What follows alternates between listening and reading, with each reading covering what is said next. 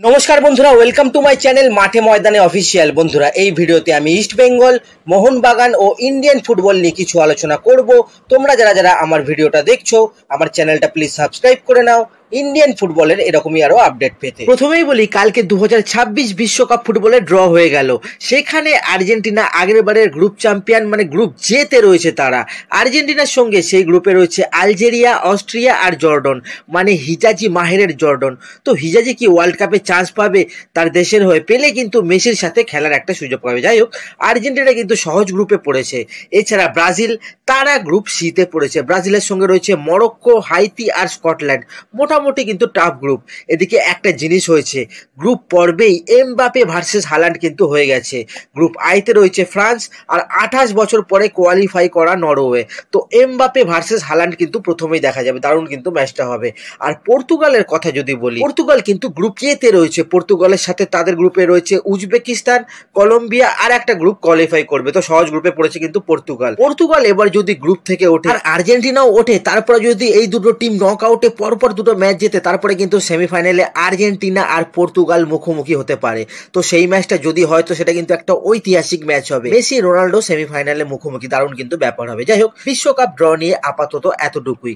এরপর যদি আমরা একটু আইএসএল নিয়েও কথা বলি, তো কালকে থেকে ইস্ট বেঙ্গলকে নিয়ে দেখছি কিন্তু অনেক দোষারোপ শুরু হয়ে গেছে। কল্যাণ চৌবে যে মেগা মিটিং এর একদিন আগে 3 প্রধানকে নিয়ে মিটিং করেছিল, অনেকেই বলছে সেই মিটিং এ নাকি কল্যাণ চৌবে ইস্ট বেঙ্গলকে সেটিং করে নিয়েছে। অ্যাকচুয়ালি গতকাল সব ক্লাবরা একজোটে যে চিঠি দিয়েছিল যে সমস্ত ক্লাবরা কনসোর্টিয়াম গঠন করে একজোটে লিগ চালাবে, সেখানে কিন্তু ইস্ট বেঙ্গলের সাই নেই। ইস্ট বেঙ্গল চাইছে এআইএফএফ লিগ চালাক। তো তারপরেই কিন্তু ইস্ট বেঙ্গলকে নিয়ে এই সমস্ত কিন্তু দোষারোপ শুরু হয়ে গেছে। অ্যাকচুয়ালি ইস্ট বেঙ্গল এর আগে মেগা মিটিং এও বলেছিল তারা কোনো লিগই আয়োজন করতে চায় না, তারা শুধুই খেলতে চায়।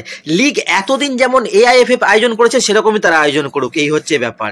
এদিকে আইএসএল ক্লাবগুলোও কিন্তু সমস্যায় পড়ে গেছে। তারা কালকে যে চিঠি দিয়েছে, সেই চিঠিতে তারা জানিয়েছে ফেডারেশনের সাথে এফএসডিএল এর মাস্টার রাইটস এগ্রিমেন্ট এমআরএ শেষ হচ্ছে 8ই ডিসেম্বর। তার মানে তারপর থেকে সরকারিভাবে আইএসএল আর ফেডারেশন কমার্শিয়াল পার্টনার হয়ে যাবে। তো ক্লাবগুলো জানিয়েছে এতদিন আইএসএল এর সেন্ট্রাল রেভিনিউ থেকে যে কিছু টাকা পেত ক্লাবগুলো, সেই টাকা দিয়েই কিন্তু তারা টিম চালাতো। সেখান থেকে কিন্তু তারা ফুটবলারদের স্যালারি দিত। এফএসডিএল এর সঙ্গে এই যে চুক্তি শেষ হয়ে যাওয়ার ফলে এই সেন্ট্রাল রেভিনিউ থেকে কিন্তু ক্লাবগুলোর টাকা পাওয়া পুরোপুরি বন্ধ হয়ে গেছে। তো এই আয় বন্ধ হয়ে যাওয়ার ফলে বেশিরভাগ ক্লাবই কিন্তু ফুটবলারদের আর স্যালারি দিতে পারছে, তারা কিন্তু স্যালারি দেওয়া বন্ধ করে দিয়েছে, যেটা কিন্তু অনেকই সমস্যার। তো সেই জন্য ক্লাবগুলো রিকোয়েস্ট করেছে চিঠিতে ফেডারেশনের যে শর্তগুলোর জন্য কেউই টেন্ডার ডাকছে না, সেগুলো যেন চেঞ্জ করে দেওয়া হয়, যাতে কমার্শিয়াল পার্টনাররা আসে, সোজা কথায় এফএসডিএল আসে।